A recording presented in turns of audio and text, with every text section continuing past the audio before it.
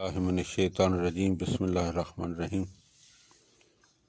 حضرت امام علی ابن حسین زین العابدین علیہ الصلوۃ والسلام کے مجموعہ کلام صحیفہ کاملہ کی دعا نمبر 45 کا تیسرا حصہ۔ اس کے حق کا واسطہ دیتا ہوں جسے تو نے اپنے لیے پسند فرمایا، اس کے حق کا واسطہ دیتا ہوں جسے تو نے کائنات میں سے برگزیدہ کیا، جسے اپنے احکام کی تبلیغ کے لیے چن لیا۔ اس کے حق کا واسطہ دیتا ہوں جس کی اطاعت کو اپنی اطاعت سے ملا دیا اور جس کی نافرمانی کو اپنی نافرمانی کے مانند قرار دیا۔ اس کے حق کا واسطہ دیتا ہوں جس کی محبت کو اپنی محبت سے مقرون اور جن کی دشمنی کو اپنی دشمنی سے وابستہ کیا ہے۔ مجھے آج کے دن اس دامن رحمت میں ڈھانپ لے جس سے ایسے شخص کو ڈھانپتا ہے جو گناہوں سے دست بردار ہو کر تجھ سے نالہ و فریاد کرے اور تائب ہو کر تیرے دامن مغفرت میں پناہ حاصل کرے۔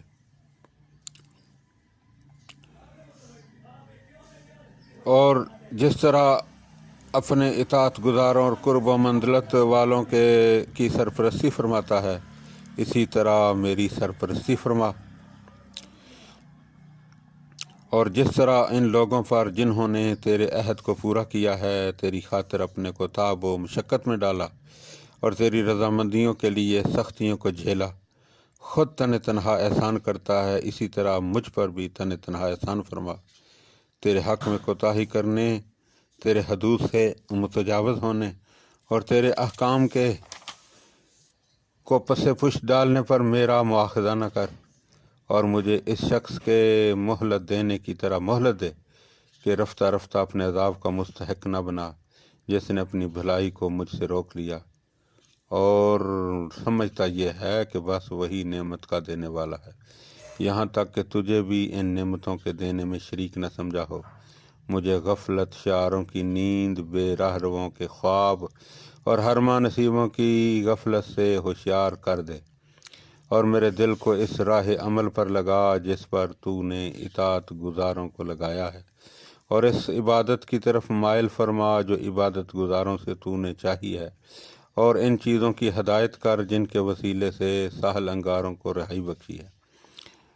اور جو باتیں تیری بارگاہ سے دور کر دیں اور میرے اور تیرے ہاں کے حظ و نصیب کے درمیان حائل اور تیرے ہاں کے مقصد و مراد سے مانع ہو جائیں، ان سے محفوظ رکھ، اور نیکیوں کی رہنمائی اور ان کی طرف سبقت جس طرح تو نے حکم دیا ہے، اور ان کی طرف بڑھ چڑھ کر خواہش جیسا کہ تو نے چاہا ہے، میرے لیے سہل و آسان کر، اور اپنے عذاب و وعید کو سبق سمجھنے والوں کے ساتھ کر جنہیں تو تباہ کرے گا۔ مجھے تباہ نہ کرنا، اور جنہیں دشمنی پر آمادہ ہونے کی وجہ سے ہلاک کرے گا، ان کے ساتھ مجھے ہلاک نہ کرنا، اور اپنی سیدھی راہوں سے انحراف کرنے والوں کے زمرہ میں کہ جنہیں تو برباد کرے گا مجھے برباد نہ کرنا، اور فتنہ فساد کے بھنور سے مجھے نجات دے، اور بلا کے منہ سے چھڑا لے، اور زمانہ مہلت کی بدعمالیوں پر گرفت سے پناہ دے، اور اس دشمن کے درمیان جو مجھے بہکائے اور اس خواہش کے نفس کے درمیان جو مجھے تباہ و برباد کرے، اور اس نقص و عیب کے درمیان جو مجھے گھیر لے، حائل ہو جا، اور جیسے اس شخص سے کہ جس پر غضبناک ہونے کے بعد تو راضی نہ ہو رخ پھیر لیتا ہے، اس طرح مجھ سے رخ نہ پھیر، اور جو امیدیں تیرے دامن سے وابستہ کیے ہوئے ہوں اور ان میں مجھے بے آس نہ کر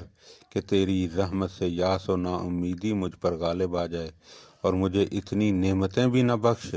کہ جن کے اٹھانے کی طاقت نہیں رکھتا، کہ تو فراوانی محبت سے مجھ پر وہ بار لاد دے جو مجھے گراں بار کر دے، اور مجھے اس طرح اپنے ہاتھ سے نہ چھوڑ دے جس طرح اسے چھوڑ دیتا ہے جس میں کوئی بھلائی نہ ہو،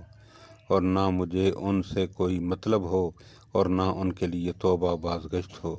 اور مجھے اس طرح نہ پھینک دے جس طرح اسے پھینک دیتا ہے جو تیری نظر توجہ سے گر چکا ہو اور تیری طرف سے ذلت و رسوائی اس پر چھائی ہوئی ہو، بلکہ گرنے والوں کے گرنے سے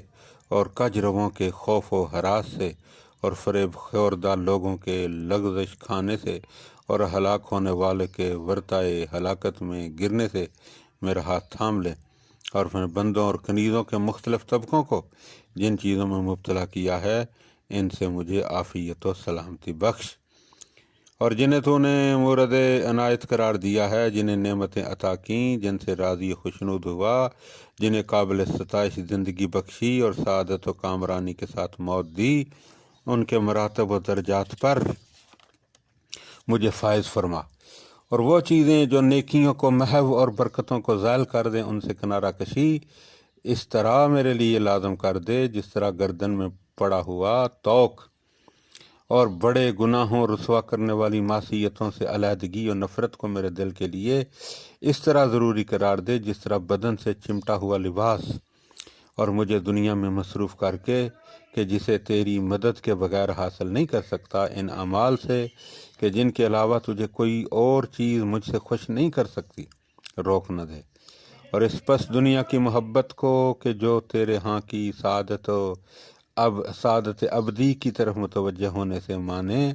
اور تیری طرف وسیلہ طلب کرنے سے سد راہ، اور تیرا تقرب حاصل کرنے سے غافل کرنے والی ہے،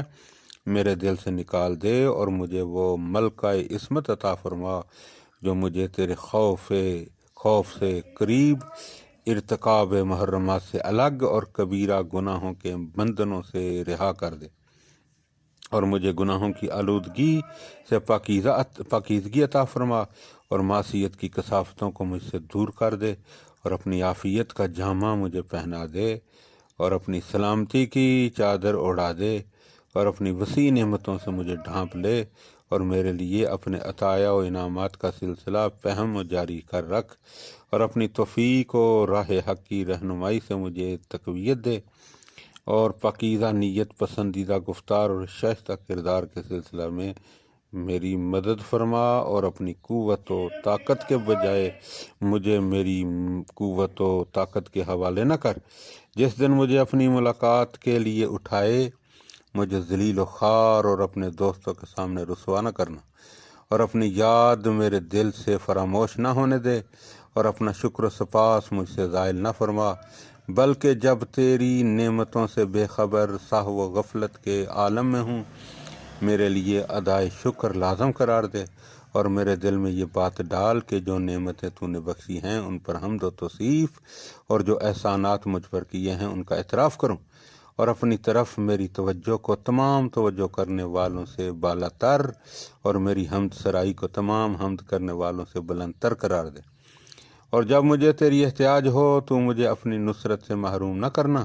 اور جن اعمال کو تیری بارگاہ میں پیش کیا ہے ان کو میرے لیے وجہ ہلاکت نہ قرار دینا،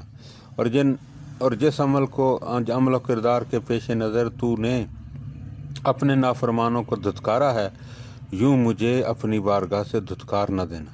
اس لیے کہ میں تیرا مطیع و فرما بردار ہوں، اور یہ جانتا ہوں کہ حجت و برہان تیرے ہی لیے ہے، اور تو فضل و بخشش کا زیادہ سزاوار اور لطف و احسان کے ساتھ فائدہ رساں، اور اس لائق ہے کہ تجھ سے ڈرا جائے، اور اس کا اہل ہے کہ مغفرت سے کام لے، اور اس کا زیادہ سزاوار ہے کہ سزا دینے کی بجائے معاف کر دے، اور تشہیر کرنے کی بجائے پردہ پوشی اور روش سے قریب تر ہے کہ تو مجھے ایسی پاکیزہ زندگی دے